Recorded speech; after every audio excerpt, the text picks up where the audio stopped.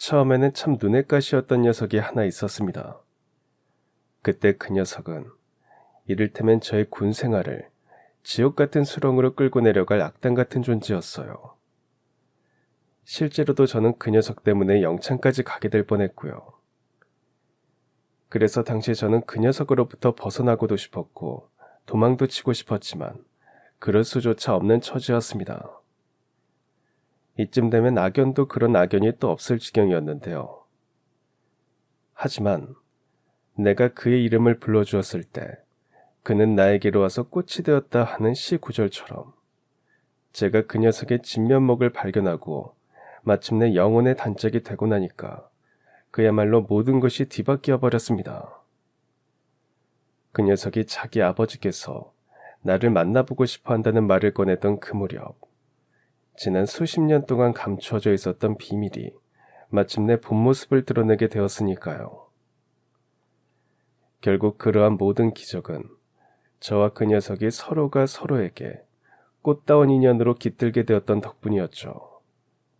과연 그 녀석은 대체 어떤 사람이었길래 저의 군 생활을 지옥과도 같은 수렁으로 끌어내릴 뻔했었는지, 또한 그 녀석과 저의 인연을 더더욱 뜻깊게 만들어준 수십 년 전의 비밀은 대체 무엇이었을지, 그 눈물겨운 진실이 담긴 사연을 지금 바로 시작해 보겠습니다. 대한민국 남자들이라면 다들 한 번씩은 받아보았을 입대영장이 저희 집으로 도착하던 바로 그날, 갓 20살이 된 풋내기 사회인이었던 저는 그야말로 하늘이 무너지는 것 같은 막막한 기분을 느꼈습니다. 물론 군대를 가기 싫다거나 무서워서 그런 기분을 느꼈던 것은 절대로 아니었어요. 오히려 평소 저는 건강한 대한민국 남자라면 당연히 병역의 의무를 완수해야 한다는 생각을 가지고 있었죠. 그럼에도 제가 입대영장을 받자마자 아주 큰 걱정에 빠져들었던 이유는 다름 아닌 극심한 가난 때문이었습니다. 돌아보면 저희 집은 꽤나 가난한 가정이었습니다. 아버지께서 제가 어릴 적에 세상을 떠나셨거든요. 그나마 참 다행스럽게도 어머니께서는 생활력이 아주 강한 분이셨기에 온갖 허드렛 일을 하시며 늦둥이 외동아들인 저를 잘 키워주셨지만 결국 건강을 크게 해치셨던 모양이었습니다. 제가 고등학교 3학년에 진학하던 무렵에 어머니께서 병명조차 제대로 나오지 않는 병환으로 인해 몸져 누우셨어요. 졸지에 가장이 되어버린 저는 대학교 진학을 포기한 채로 중소기업의 말단 직원으로 취직해서 가장 노릇을 해오고 있었죠. 이처럼 집안에 일해서 돈을 벌 수 있는 사람이라고는 저 하나밖에 없는데 그런 와중에 입대영장이 날아왔으니 저로서는 정말이지 앞날이 막막할 수밖에는 없었습니다. 그래서 저는 어떻게든 해결책을 찾기 위해 병무청을 몇 차례씩이나 찾아가 상담을 해보았지만 매번 이런 대답만 돌아올 뿐이었어요. 제가 군대를 가기 싫어서 그러는 게 아니라 지금은 집을 비우고 입대를 할 수 있는 형편이 아니라서 이런 말씀을 드리는 거예요. 병환 중이신 어머니 곁을 지켜줄 사람도 저 하나밖에는 없을 뿐더러 생활비랑 병원비를 벌 수 있는 사람도 저 혼자뿐이거든요. 사정은 저도 충분히 이해합니다만 저번에 말씀해 주셨던 내용을 바탕으로 조사를 해보니까 지금 살고 계신 집의 보증금 액수가 병역 면제 기준을 초과하는 금액이라서 생계 곤란의 사유로 병역을 면제받을 수는 없을 것 같습니다. 그럼 이대로 제가 입대를 하면 편찮으신 저희 어머니는 대체 누가 보살피라는 건가요? 이 병원에서 진단서랑 소견서는 받아오셨나요? 병명이 적혀있는 진단서랑 보호자가 곁에 꼭 머물러 있어야 한다는 소견서가 있으면 저희 쪽에서도 방법을 찾아볼 수 있을 것도 같은데. 안 그래도 병원에 가서 말씀드려봤는데요. 진단서상 명확한 병명이 나오지를 않았어요. 원인 불명의 다발성 통증이라는 내용만 적혀 있었고요. 네, 맞습니다. 당시 저희 어머니의 병환은 병원에서도 그 원인과 병명을 제대로 특정 지을 수 없을 만치 존재 자체가 희귀한 증상이었습니다. 물론 나중에서야 CRPS 복합부위 통증 증후군이라는 진단명이 나오기는 했지만 그건 시간이 한참 지난 이후에서야 진단된 병명이었을 뿐 당시에는 정확한 병명을 찾아내지를 못한 상황이었죠. 더군다나 생계곤란을 사유로 병역면제 처분을 받자니 당시 저와 어머니께서 살고 있던 집 보증금이 면제 기준을 살짝 초과하는 정도였기에 사실상 불가능했습니다. 하지만 그러면 뭐하나요? 당장 걱정인 돈은 집에 묶여있는 보증금이 아니라 당장 제가 입대한 이후의 생활비와 병원비였는데요. 더군다나 요즘 시절처럼 병사 월급이 100만 원을 넘는 시절이라면 그 돈을 집으로 보내면 될 테니 걱정이 조금이라도 덜했겠지만 당시에는 그런 시절도 아니었습니다. 병사 중에서 가장 높다는 병장 월급이 10만 원이 채 되지 않는 시절이었거든요. 이래저래 저로서는 도저히 그대로 입대를 할 수 없는 상황이었던 거죠. 그런 와중에 그나마 다행이었던 건 군입대를 미룰 수 있는 방법이 아주 없는 건 아니었다는 점이었습니다. 지금 당장 입대가 어려운 상황이라면 입대 날짜를 연기하는 건 어떠세요? 벌써 입대 영장까지 다 나왔는데 연기를 할 수가 있나요? 제가 연기에 관한 조항이 적혀있는 서류를 한 장 뽑아드릴 테니까 그 서류를 보시고 해당 사항이 있으실 경우에는 충분히 연기가 가능합니다. 그렇게 저는 병무청 직원분께 서류를 받아 천천히 훑어보게 되었고 솟아날 구멍을 찾아내게 되었습니다. 이로써 군입대를 연기할 수 있는 방법을 알게 된 저는 기쁜 마음으로 어머니에게 한달음에 달려갔어요. 엄마, 기쁜 소식이에요. 면제까지는 아니지만 입대를 연기해서 시간을 벌 수 있을 것 같아요. 국가기술 자격증 시험이나 대입수학 능력 시험처럼 나라에서 주관하는 시험에 응시를 하게 될 경우에는 그 시험이 끝나는 날까지 연기가 가능하다더라고요. 한 1년 정도 입대를 연기할 수 있으면 그 안에 생활비랑 병원비를 충분히 저축해 놓을 수 있을 테니까 이제 아무 걱정하지 않으셔도 돼요. 물론 그건 일종의 궁여지책이었지만 한편으로는 저에게 주어진 마지막 동아줄이기도 했습니다. 군입대를 미룰 수만 있다면야 그동안 제가 투잡을 뛰든 쓰리잡을 뛰든 해서 어머니를 위한 생활비와 병원비를 모두 마련해 둔 채로 입대를 할 수 있을 터였으니까요. 다만 어머니의 마음은 영 편치 않으셨던 모양인지 표정이 꽤나 어두우시더라고요. 우리 아들한테 너무 미안하구나.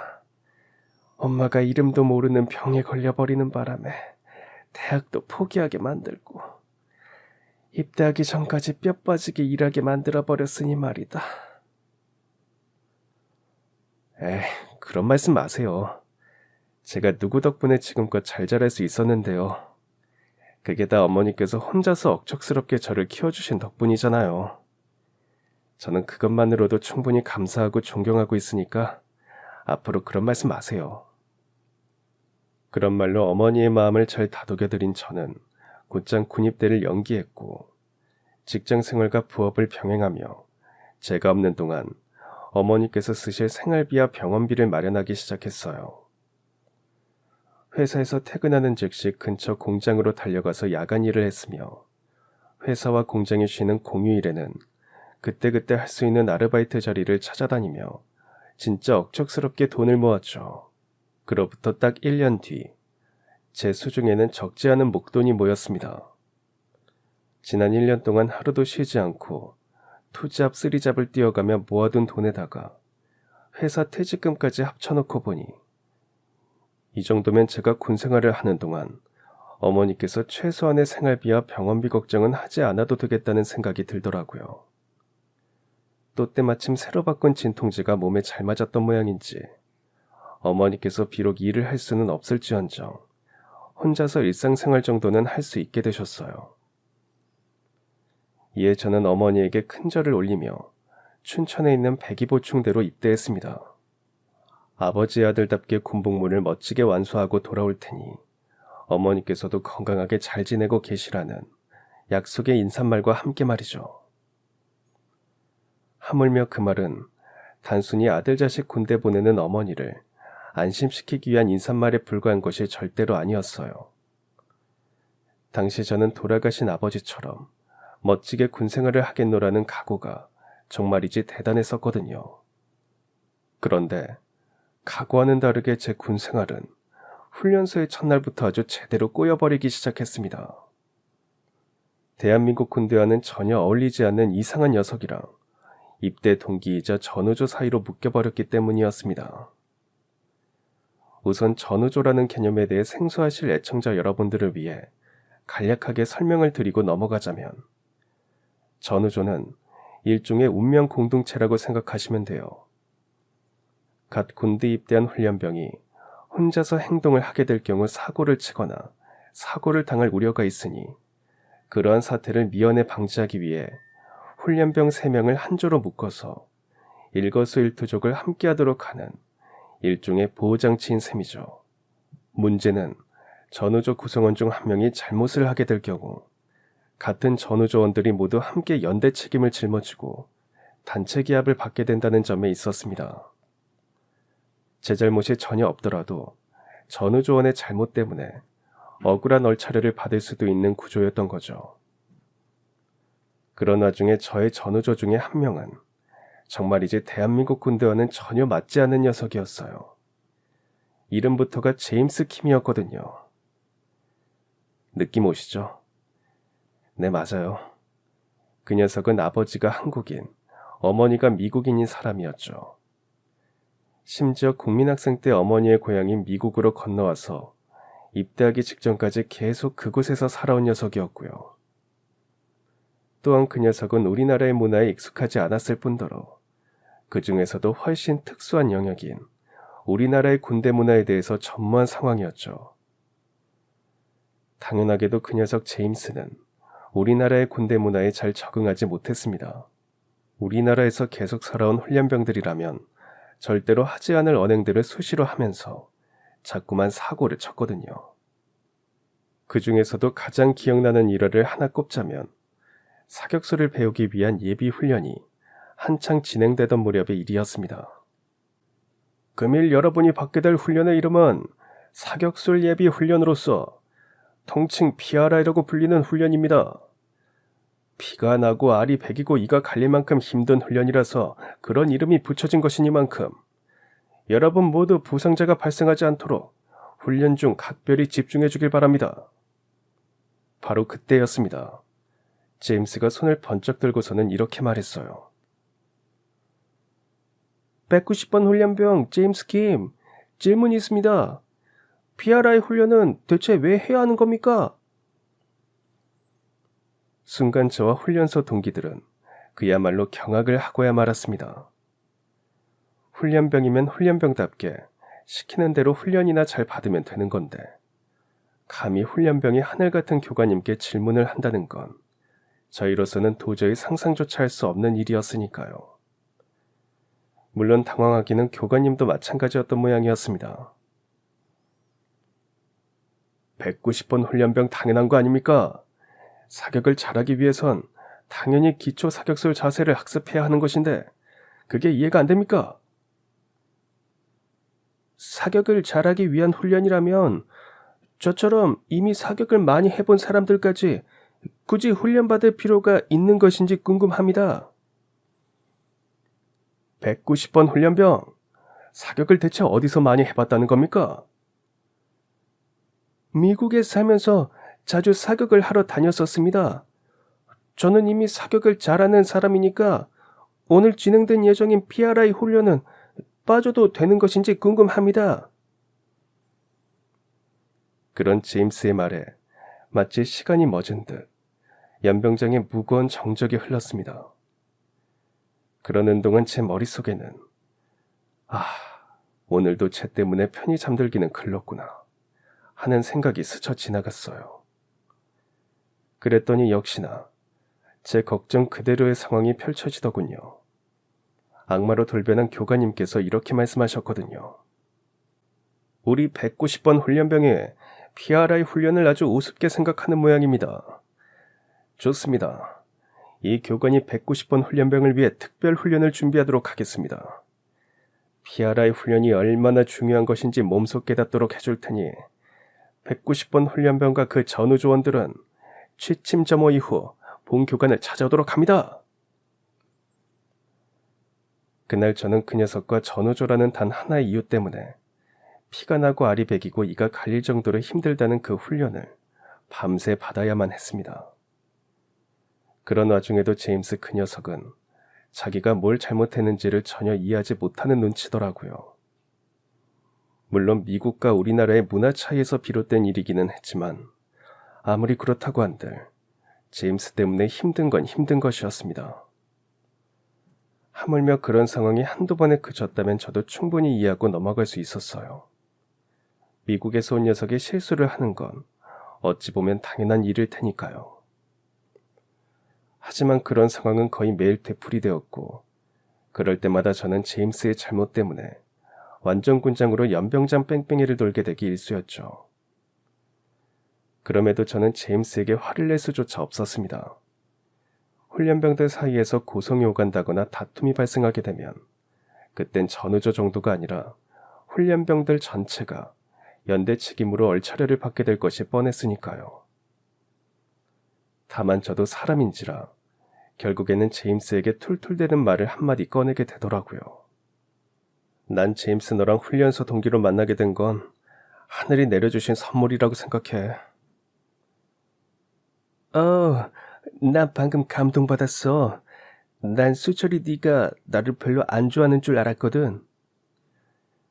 별로 안 좋아하니까 하는 소리야. 만약 자대에서 동기로 만났다면 군생활 내내 너 때문에 고생을 하게 되었을 테지만 너랑 훈련소 동기로 만난 덕분에 훈련소만 수료하면 각자 자대로 흩어져서 만날 일 없을 테니까. 아휴. 그런 제 말에 제임스는 속상한 심경을 내비쳤고 저 또한 내심 미안한 마음은 있었지만 그렇다고 한들 저도 어쩔 수 없는 일이었습니다. 제임스 때문에 겪었던 고생에 비하면 그 정도의 말은 오히려 차라리 착한 푸념일 정도였으니까요. 하지만 훈련소만 수료하면 제임스랑 떨어져서 지낼 수 있을 거라고 생각했던 저의 마지막 희망은 그만 산산조각이 나버리고야 말았습니다. 훈련소를 수료하고 마침내 이등병이 된 저는 제임스와 같은 대대, 같은 중대, 심지어 같은 소대의 자대 배치를 받았거든요. 앞으로도 제임스랑 같이 지내게 생겼다고 생각하니 내 군생활이 제대로 꼬였구나 하는 탄식이 절로 입에서 튀어나왔습니다. 그러는 동시에 다짐했죠. 군생활이 진짜 수렁에 빠져들지 않도록 나라도 정신 바짝 차리자고 말입니다. 그런 다짐 덕분이었을까요? 저는 자대 생활에 아주 빠르게 적응했어요. 소대 막내이자 이등병으로서 맡은 바 소임을 완벽하게 완수했고 오래지 않아 저는 소위 에이스라는 칭찬을 달고 다니기 시작했습니다. 하지만 제임스는 여전히 말썽쟁이였고 제임스가 저지른 잘못들의 여파는 저에게까지 흘러들어오기 일쑤였습니다. 누가 뭐래도 대한민국 군대는 연대 책임이고 이등병 한 사람의 잘못은 이등병 전체의 잘못이 되기 마련이니까요. 그러던 어느 날 결국 제임스가 크게 사고를 쳐버리고 말았습니다. 사격훈련 도중 제임스가 저에게 이렇게 슬쩍 말하더라고요. 혹시 남는 탄피 하나 있어? 그게 무슨 소리야? 너 혹시 탄피 잃어버렸어? 응, 하나가 부족해. 순간 제 머릿속은 새하얗게 질려버리고야 말았습니다. 탄피를 잃어버렸다는 건 실탄 한 발을 잃어버린 것과 동일한 상황이기에 영창으로 보내지거나 휴가 제한에 걸리는 등의 아주 강력한 처벌이 당연히 뒤따를 만치 아주 큰 대사건이었거든요. 더군다나 당시 제임스는 이런저런 사건 사고들을 참 많이도 저질렀었기에 당연히 영창을 가고도 남을 만한 상황이었죠. 그런데 참 신기하죠.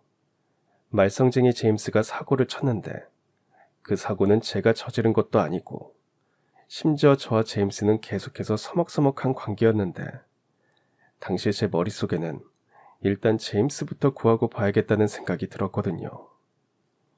저 스스로도 왜 그런 생각이 들었는지조차 전혀 모르는 채로 말이죠. 내 탄피 하나 줄 테니까 넌 그냥 아무것도 모르는 척 입 꾹 닫고 가만히 있어. 그게 무슨 소리야? 나한테 탄피를 주겠다고? 그럼 수철이 네가 혼나잖아. 나도 혼날 거 다 알고 도와주는 거니까 그냥 조용히 받기나 해. 그렇게 제임스를 다그친 저는 분대장님께 보고를 드렸습니다. 제가 탄피를 하나 잃어버린 것 같다고 말이죠. 그러자 사색이 된 분대장님은 곧장 소대장님께 보고를 드렸고 똑같이 사색이 된 소대장님이 중대장님에게 그리고 대대장님께 보고를 올리게 되면서 순식간에 아수라장이 벌어졌습니다. 모든 사격 훈련은 즉시 중단이 되었고 전 부대원들이 맨손으로 그 드넓은 사격장의 흙을 파헤치며 탄피 수색 작전에 동원되었죠. 참 다행스럽게도 제임스가 잃어버린 탄피는 그날 저녁 무렵에 발견되었지만 문제는 바로 다음에 이어질 상황이었어요. 다들 제가 탄피를 잃어버린 줄로만 알고 있었기에 당연히 제가 징계를 받게 될 건 지극히 당연한 일이었으니까요. 역시나 대대장님께서 조용히 저를 부르셨습니다. 이에 저는 올 것이 왔구나 하는 심정으로 대대장실로 들어갔는데요. 잠시 침묵하시던 대대장님의 입에서 나온 말씀은 아주 뜻밖의 내용이었습니다. 금일 탄피를 분실했던 병사가 자네인가? 이병 용수철. 네, 제가 분실했습니다. 죄송합니다. 다시 한번 기회를 주겠네. 정말 자네가 분실한 게 확실한가? 예, 그렇습니다. 그렇다면 자네랑 제임스 이병 둘 다 완전 군장을 챙겨서 대대 연병장으로 나오게. 대대장을 기만한 일에 대한 징계 차원에서 완전 군장 구보 처분을 내릴 테니. 순간 저는 고개를 갸웃했습니다. 대대장님께서 저에게 내리신 징계는 탄피 분실에 대한 처벌이 아니었으니까요. 물론 대대장님께서는 이미 모든 진실을 알고 계셨기에 저를 영창에 보내지 않기로 결정하셨던 것이었어요. 조금 전에 제임스 이병이 소대장, 중대장 다 건너뛰고 나한테 직접 찾아와서 이실직고를 하더구만. 자신이 탄피를 잃어버렸는데 동기인 용수철 이병이 자신을 감싸려고 스스로 희생한 것이라고 말이세. 죄송합니다. 제 동기가 미국 출신이라서 우리나라의 문화에 많이 서투릅니다. 소대장님이랑 중대장님께 먼저 보고를 드려야 한다는 걸 잘 몰라서 그래서 다짜고짜 대대장님을 찾아뵈었던 것 같습니다. 이 대대장은 보고 체계를 무시해서 그러는 게 아닐세. 중요한 건 서로를 아끼고 지켜주려는 전우애지. 동기 사랑이 곧 나라 사랑이라는 말이 있듯이 대대장은 두 사람의 전우애에 감동했네. 그래서 탄피 분실권에 대한 징계를 내리지 않기로 결정한 것일세. 대신 주변에 보는 눈들도 있고 그냥 넘어갈 수는 없으니 연병장 구보 정도의 가벼운 처벌을 내릴 테니까 그 정도는 자네 두 사람이 감수하도록. 덕분에 저는 영창갈 위기를 모면했습니다만 머릿속이 참 많이도 복잡했습니다.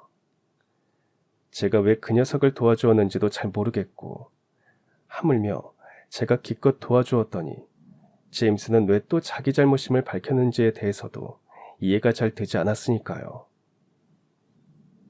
그랬던 제가 깨달음을 얻게 된 건 제임스와 단둘이서 완전군장 연병장 뺑뺑이를 돌던 와중의 일이었어요.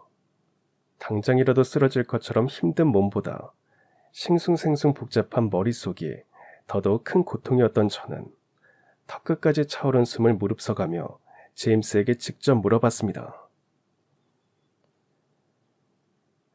대체 왜 대대장님께 사실대로 보고한 거야? 내가 기껏 용기 내서 도와줬더니만. 그동안 수철이 네가 나 때문에 얼마나 고생을 많이 했는지 잘 알고 있거든. 그래서 나 때문에 영창까지 보낼 수는 없다고 생각했어. 그리고 수철이 너랑 친해지고 싶은 마음도 있었고. 나랑 친해지고 싶었다고? 응. 우리 부대에서 동기는 수철이 너 한 사람밖에는 없잖아. 더군다나 나는 미국에서 귀국하자마자 입대해서 우리나라에 친구도 하나 없어. 전화나 편지가 올 일도 없는 처지인데 심지어 그런 와중에 유일한 동기인 너랑은 계속 서먹서먹하지. 그래서 너랑 친해지고 싶었어. 바로 그 말 덕분에 저는 그날 제가 왜 제임스에게 탄피를 주었는지, 제임스의 잘못을 제가 왜 뒤집어 쓰려고 했었는지 그 이유를 깨닫게 되었습니다. 미운 정도 정이라는 말이 있듯이 그동안 저도 알게 모르게 제임스랑 미운 정이 쌓였던 모양이었어요. 더욱이 저 또한 군 생활이 꽤나 외로웠던 모양이었죠.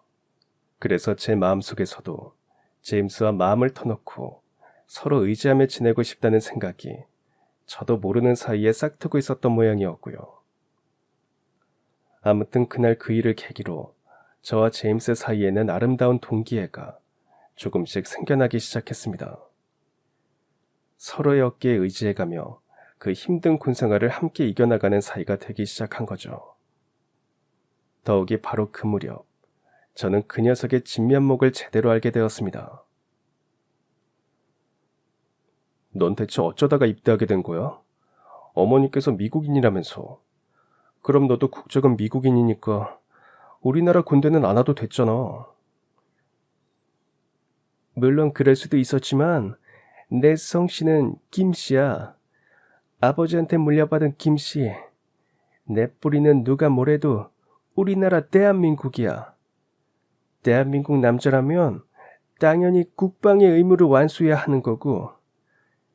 그래서 난 내가 특별히 멋지거나 훌륭한 선택을 했다고 생각하지 않아. 대한민국 남자로서 당연하게 국방의 의무를 당당하게 받아들였을 뿐이니까.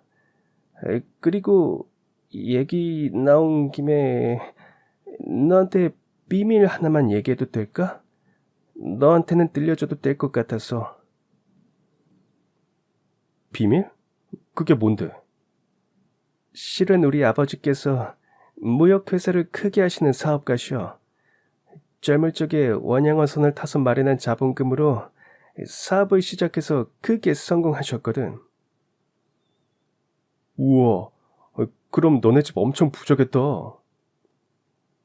응, 내가 어릴 적에는 넉넉하지 않은 형편이었는데 지금은 꽤 부유한 편이야.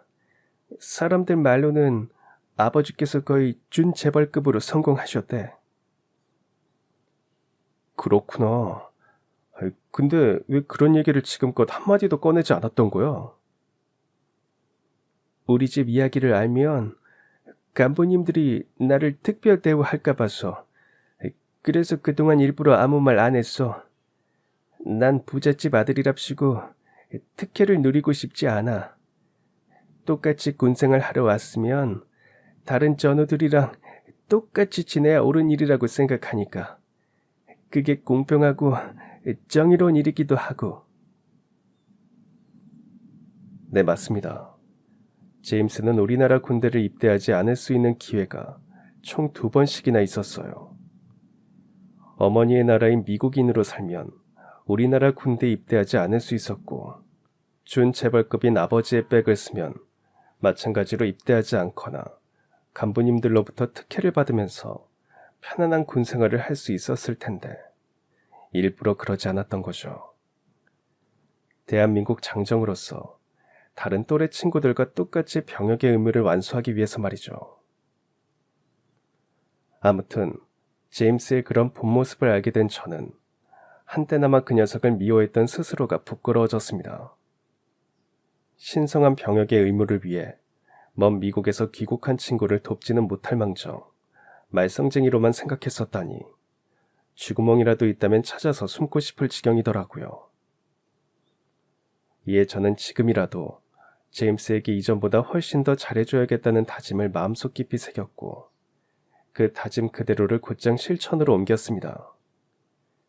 제임스의 동기이자 친구로서 그 녀석의 군 생활을 성심성의껏 돕기 시작했죠.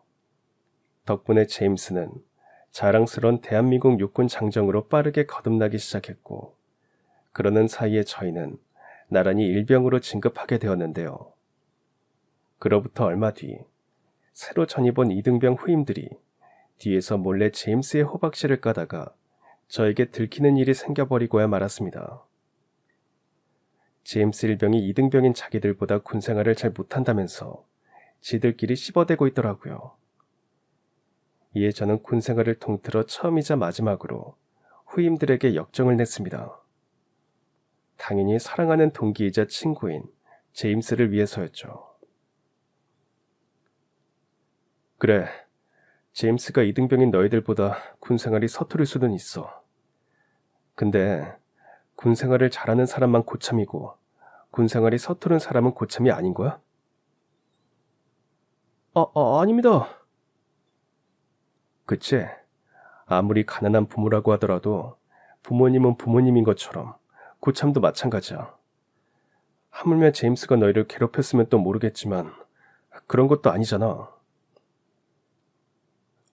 죄송합니다. 죄송하면 앞으로 잘하자. 제임스가 비록 군생활은 조금 서툴더라도 인간적으로는 본받을 만한 면모가 참 많은 사람이야. 그래서 난 너희들이 제임스에게서 많은 것들을 배우고 전역했으면 좋겠어. 그렇게 될 수 있도록 나도 많이 도와줄게. 그런 제 말에 이등병 녀석들은 아주 크게 뉘우친 모양이었습니다. 바로 그날 스스로 제임스를 찾아가서 자신들의 잘못을 고백하며 앞으로 잘하겠다고 철석같이 약속을 했다더라고요. 이에 제임스는 아주 뿌듯해했습니다. 마침내 자신에게 영혼의 단짝 친구가 생겼다면서 말이죠. 더욱이 제임스는 저에게 부끄럽지 않은 전우가 되겠노라며 선언했고 그 약속을 지키기 위해 정말 최선을 다해 군생활에 임했어요. 그 결과 몇 달 뒤 제임스는 체력 측정에서 최고 점수를 받으며 나란히 상병으로 공동 진급까지 하게 되었죠. 더욱이 제임스는 저와 함께 차기 분대장 후보로 꼽히는 모범병사로 거듭났어요. 제가 1분대 분대장 후보였고 제임스가 2분대 분대장 후보였죠. 아무튼 그런 제임스의 완벽한 환골탈태는 저희의 전우회를 지켜보던 대대장님까지도 기쁘게 들었던 모양이었습니다. 저와 제임스가 나란히 상병 조기 진급을 하던 날에 대대장님께서 자신과 기념사진을 찍자며 저희 중대까지 찾아오시더라고요. 그렇게 저와 제임스는 대대장님과 함께 진급기념사진을 찍게 되었고 제임스는 그 사진을 사업가인 아버지에게 편지로 보냈는데요. 며칠 뒤 아버지로부터 답장을 받은 제임스가 싱글벙글 웃는 미소로 저에게 달려와서 이렇게 말했습니다. 우리 아버지가 이번 주말에 면회 오시기로 했거든? 근데 너를 꼭 좀 보고 싶다면서 같이 나오래. 아버지께서 나를 보고 싶어 하신다고? 내가 아버지한테 편지로 너랑 찍은 사진을 보내면서 좋은 친구를 사귄 덕분에 요즘 군생활이 너무 보람차고 즐겁다고 자랑을 했거든. 아마 그래서 같이 만나자고 답장을 보내신 것 같아. 그때 저는 제임스 아버지께서 그저 아들 친구에게 감사의 의미로 맛있는 음식이라도 대접해 주시려나 보다 하고 생각했어요. 전우의 부모님께서 자녀의 면회를 온 김에 친한 병사를 불러서 맛있는 음식을 함께 나누는 일은 종종 있어 왔으니까요. 더군다나 저는 제임스가 준재벌집 아들이라는 것과는 전혀 관계없이 전우이자 동기, 그리고 친구로서 아주 순수한 우정을 나누고 있었기에 재벌급 아버지로부터 큰 보답을 받게 될지도 모른다는 기대 같은 건 전혀 없었죠. 그런데 막상 제임스네 아버지를 만나게 되고 나니까 제 예상과는 전혀 다른 상황이 펼쳐졌습니다. 면회 장소로 도착한 저와 제임스는 아버지에게 나란히 경례를 올렸는데요. 아저씨께서는 저를 한참이나 빤히 보시더니 일단 눈물부터 흘리기 시작하시더라고요. 한참을 그러던 아저씨는 심지어 이런 말씀을 대뜸 꺼냈습니다. 이래서 핏줄은 거짓말을 못한다는 말이 있는 거로구만. 그게 무슨 말씀이신지, 혹시 제가 지인분이랑 많이 닮았나요? 자네 이름이 용가수철이라고 했지. 어떠한 삶의 역경을 겪더라도 절대 무너지지 말고 마치 용수철처럼 반짝 튀어오르라는 뜻에서. 그리고 자네 아버지께서 직접 지어준 이름 맞지 않나? 네, 맞아요. 근데 그걸 어떻게 아세요? 제임스한테도 이야기해 준 적 없는 일인데. 그러자 아저씨는 마치 20대 청춘으로 돌아간 듯한 표정으로 잠시 추억에 잠기더니 이내 자신의 젊을 적 이야기를 들려주기 시작하셨습니다. 지난날 내 젊은 시절은 아주 많이 힘들었었네. 집안이 워낙 찢어지게 가난했던 데다가 아버지께서는 일찍이 단명하셨고 설상가상 어머니께서도 폐병 때문에 온갖 고생을 다 하셨거든. 그런 와중에 입대영장은 왜 그리도 제가닥 날아드는지. 병역 피탈 혐의로 교도소에 갈 수는 없으니 얌전히 입대하는 수밖에 없었지. 지난날 저와 비슷한 상황에서 어쩔 수 없이 입대를 해야만 했던 아저씨는 어찌 보면 당연하게도 군 생활에 제대로 적응을 하지 못했다고 합니다. 구형에 두고 온 가난과 홀어머니의 건강이 자꾸 신경이 쓰였기에 군 생활에 좀처럼 집중을 할 수 없었거든요. 하물며 당시의 군 생활은 저와 제임스의 군 생활보다 훨씬 가혹한 것이었습니다. 간부들이며 고참이며 하나같이 다들 아저씨를 못마땅하게 여겼다고 해요. 아저씨가 얼마나 복잡한 상황에 놓여 있는지에 대해서는 아무런 관심조차 없이 말이죠. 그랬던 아저씨의 군 생활에 한 줄기 햇살이 깃들게 된 건 아저씨가 아직 이등병이었던 무렵에 새로 부임을 해온 부소대장님 덕분이었습니다. 당시 중사였던 부소대장님은 다른 간부들이랑은 확연하게 다른 사람이었다고 해요. 아저씨의 복잡한 상황에 관심을 가져준 유일한 사람이었으니까요. 하지만 아저씨는 처음엔 부소대장님께 마음을 열지 않았다고 합니다. 정확히 말하자면 마음을 열 수 없었던 쪽에 가까웠다고 해요. 그동안 간부들이랍시고 누구 하나 아저씨를 살갑게 대해준 사람이 없었거든요. 그런 아저씨의 마음을 열어 젖혔던 건 부소대장님의 바로 이런 말씀 덕분이었다고 합니다. 자네는 군대를 어떤 곳이라고 생각하나? 좋은 곳이라고 생각합니다. 이봐 김희병, 지금 이 자리에는 자네랑 나밖에 없네. 그러니 솔직하게 얘기해도 괜찮아. 그게 그러니까 감옥 같은 곳이라고 생각합니다. 어쩔 수 없이 끌려와서 청춘을 허비하게 되는 곳이니까요. 그래, 틀린 말은 아니지. 하지만 말이세, 나는 군대 또한 사람 사는 곳이라고 생각하네. 군대에서 무엇을 얻어갈 수 있는지 잘 생각해보면 답은 아주 쉬운 것 아니겠나. 전투 기술을 배우다가 사회로 돌아가서 써먹을 것도 아니고, 그렇다고 병사들 입장에서는 목돈을 모아서 제대할 수 있는 것도 아니고, 결국엔 남는 건 사람뿐이라네. 소중하고 귀한 인연 하나 얻어서 제대할 수 있다면야 그것만큼 값진 일이 또 없을 테니 말이야. 그래서 말인데, 자네의 상관이기 이전에 한솥밥 먹으면서 지내게 된 인연으로서 인간적으로 하나만 물어봐도 되겠는가?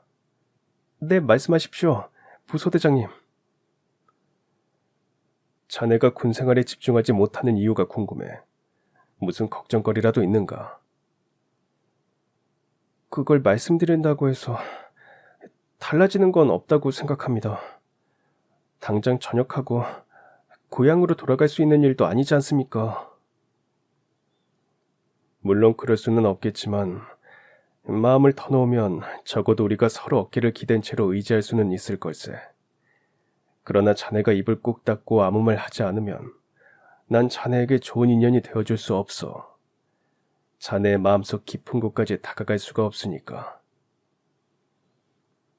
그날 아저씨는 눈물을 뚝뚝 흘려가며 당시 처해 있던 어려운 상황을 모두 털어놓았다고 합니다. 그러자 부소대장님께서는 바로 그날 말년병장들을 우르르 데리고 부대 밖으로 외출을 나가서는 회식을 시켜주셨다고 합니다. 그리고는 말년병장들에게 직접 소주 한 잔씩을 따라주며 이렇게 부탁하셨죠. 고영이 두고 온 가족이 걱정되는 건 말년병장이나 막내 이등병이나 마찬가지 아니겠나. 그래서 말인데 자네들이 우리 막내 김이병을 잘 좀 보살펴주게. 자네들이 그렇게 해주면 나도 부소대장으로서 자네들에게 베풀 수 있는 편의는 모두 다 베풀어주겠네. 거기서 끝이 아니었습니다. 부소대장님께서는 군대도 사람 사는 곳이라는 철학을 바탕으로 부대 내 모든 장병들의 마음을 사로잡았고, 그런 부소대장님 덕을 제대로 본 사람은 이등병이었던 제임슨의 아버지였죠. 그를 향한 미움의 시선은 어느덧 감쪽같이 사라져버렸고 오히려 응원과 격려의 시선이 쏟아지기 시작했으니까요. 더욱이 부소대장님께서는 아저씨를 직접적으로 도와주시기까지 하셨습니다. 훈련 중에서도 가장 힘들다는 유격 훈련을 끝내고 심지어 백리 행군까지 해가며 부대로 복귀하던 바로 그날, 부소대장님이 고이 잡혀진 신문지 한 장을 건넸거든요. 이에 아저씨는 영문도 모른 채로 신문지를 펼쳐보았는데요. 그 안에 들어있던 건 바로 산삼이었습니다. 이건 산삼 아닙니까? 이 귀한 걸 대체 어디서 캐오셨습니까? 내가 강원도 산골 출신이라서 이런 걸 잘 알거든. 훈련 쉬는 시간에 산삼 한 뿌리가 눈에 띄길래 자네주려고 조용히 캐왔어. 잘 말려뒀다가 휴가 갈 때 집에 가지고 가서 편찮으신 어머님 잡숫게 해드리게. 정말 감사합니다. 근데 저한테 왜 이렇게 잘해주시는지. 글쎄, 아무래도 내가 자네랑 친해지고 싶어서 그러는 모양인갑지. 지금이야 부소대장이랑 병사 사이로 지내지만 자네가 전역하고 난 다음에도 계속 형님 동생 사이로 지내면 좋지 않은가. 나도 군생활 하면서 자네와의 귀하고 소중한 인연 하나 얻어갈 겸 말일세. 그렇게 아저씨와 부소대장님은 병사와 간부 사이를 넘어 인간적인 교류를 하는 사이로 발전했고, 얼마 뒤 아저씨는 휴가를 나가서 편찮으신 어머니에게 산삼을 전해드리고 돌아왔습니다. 어머니께서 차도를 보이셨다는 아주 기쁜 소식과 함께 말이죠. 덕분에 고향 걱정을 반이라도 덜게 된 아저씨는 군생활에 집중할 수 있게 되었고, 군생활 말미에는 분대장까지 되면서 부소대장님과의 환상의 콤비를 이루었다고 합니다. 훈련 때마다 두 사람의 활약 덕분에 매번 최우수 중대로 선발되었거든요. 하지만 두 분에게도 이별의 순간이 찾아왔습니다. 어이 김병장, 오늘 전역하는 사람 표정이 왜 그래? 설마 말뚝 받고 싶어서 그러는 건 아니지? 아이, 무슨 농담을 그렇게 무섭게 하십니까? 저는 그냥 부소대장님이랑 헤어지는 것이 서운할 뿐입니다. 너무 서운해할 필요는 없어. 서로 연락하면서 계속 인연을 이어가면 되니까. 당연히 그래야죠. 부소대장님과의 인연은 제가 군생활을 통해 얻어가는 아주 값진 인연이니까요. 보석처럼 아주 귀하고 값진 인연 말입니다. 그렇게 두 사람은 앞으로 한평생 인연을 이어가겠노라며 아주 철석같이 약속을 했는데요. 여러분들께서도 이미 짐작하고 계셨겠지만 그때 그 부소대장님이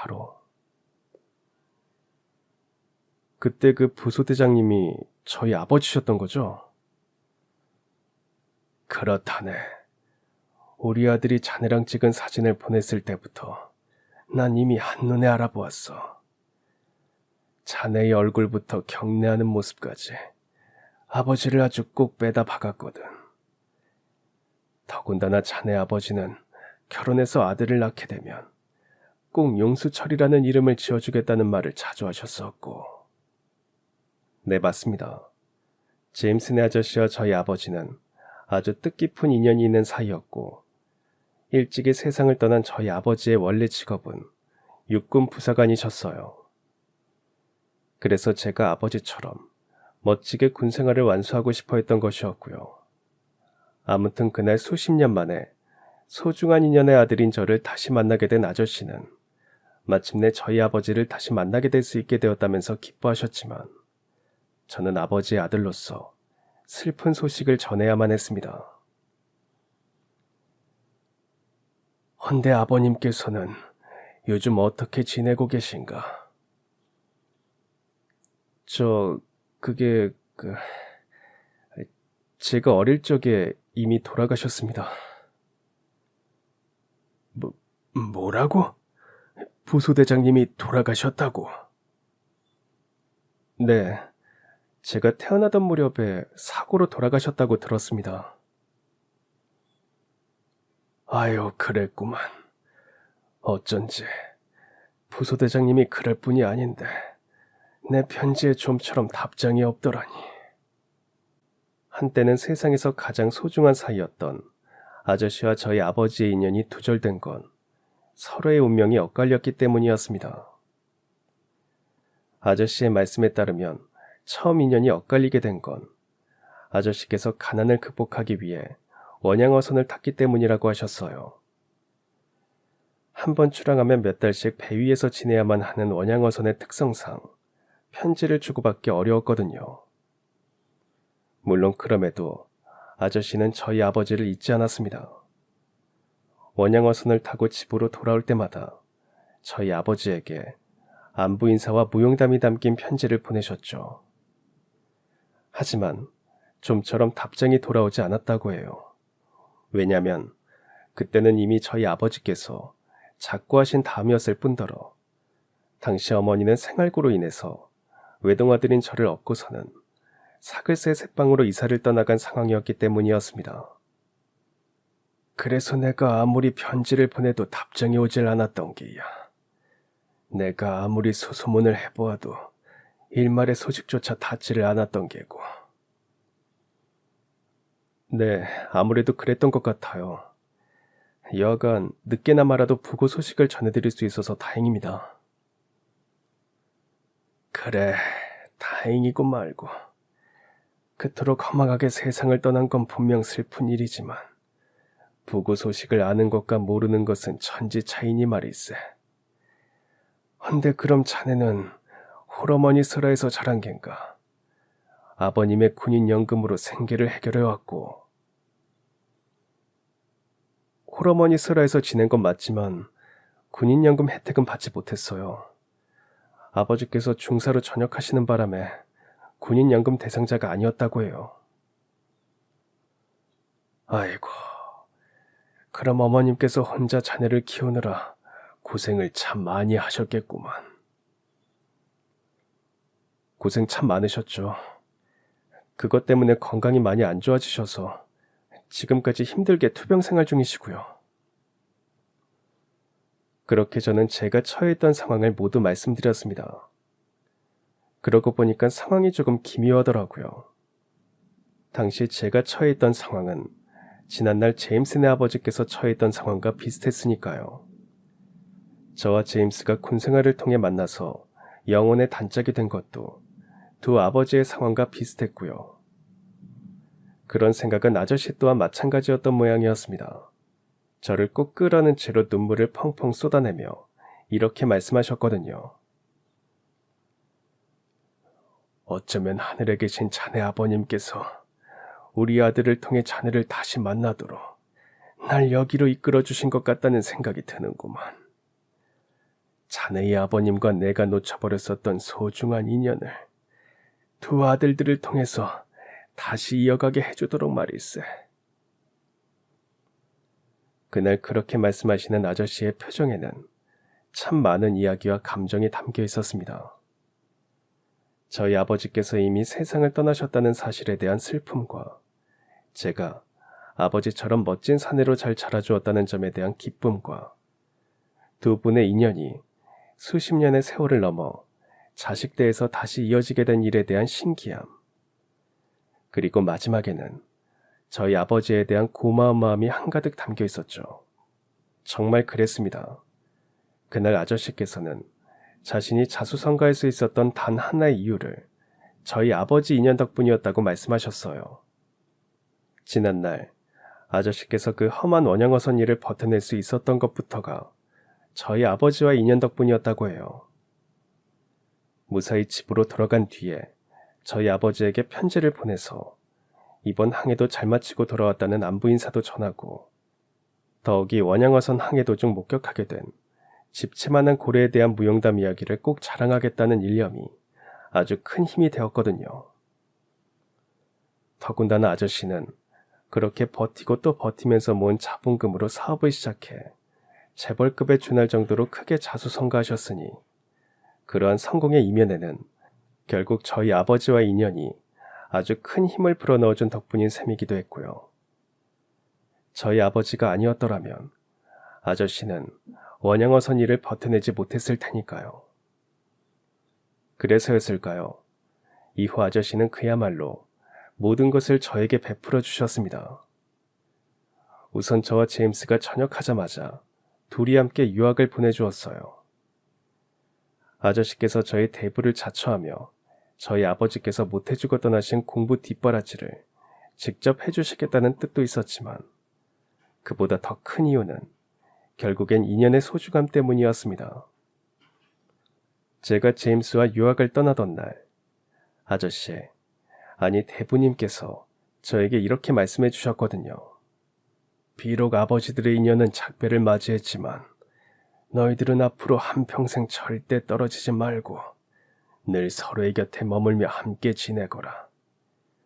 우리 아들과의 인연이야말로 내가 너의 대부로서 해줄 수 있는 가장 큰 축복이자 선물이란다.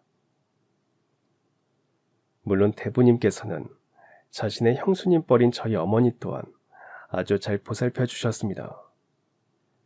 편안하게 지낼 집도 마련해 주셨고 생활비도 지원해 주셨으며 병원비도 적극 지원해 주셨거든요. 지난날 저희 아버지께서 그 귀한 산삼을 통해서 대부님의 어머니를 보살펴 주셨던 것처럼 말이에요. 덕분에 저는 기나긴 미국 유학 생활 내내 집 걱정은 일절 하지 않을 수 있었고, 지금도 미국에서 경영학 박사 학위 과정을 밟고 있어요. 장차 대부님의 회사를 이끌어 나갈 인재가 되기 위해 아주 치열하게 공부를 하고 있어요. 물론 제 영혼의 단짝 수철이와 함께 말이죠. 제 사연은 여기까지입니다. 박사 학위 취득에 성공했다는 소식을 수철이와 함께 전해드리게 되는 날이 하루라도 빨리 찾아오기를 기원하며, 그때까지 애청자 여러분들 모두 건강하세요. 그럼 지금까지 사연 들어주셔서 감사합니다. 사연이 재밌으셨다면 구독과 좋아요 부탁드려요. 감사합니다. 안녕히 계세요.